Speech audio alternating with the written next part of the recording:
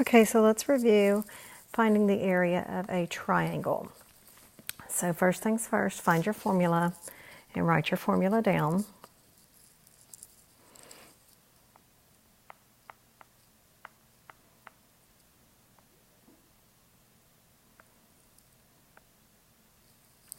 One half base times height.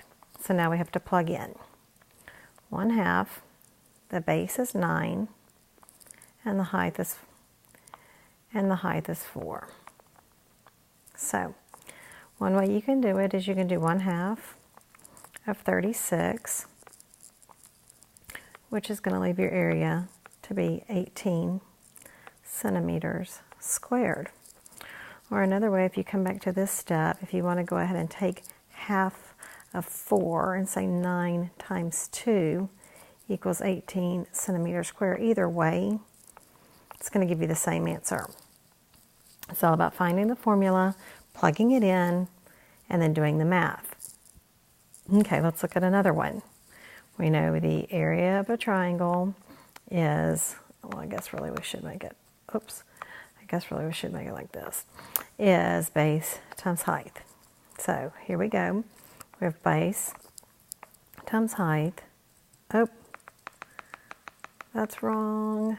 Look at your formula, because I messed up. 1/2, hello, base times height. That's going to make a whole lot of difference. 1/2 of the base, which is 5, times the height, which is 8. And I know it's the height because it's coming down at a perpendicular 90-degree angle.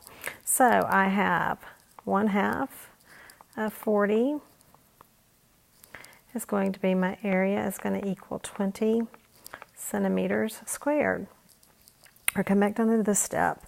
You could do 1/2 of 8, which is 4, which is going to leave you 20 centimeters squared. Either way. All right, so now that we've reviewed, go do your practice problems and let me know if you have any problems.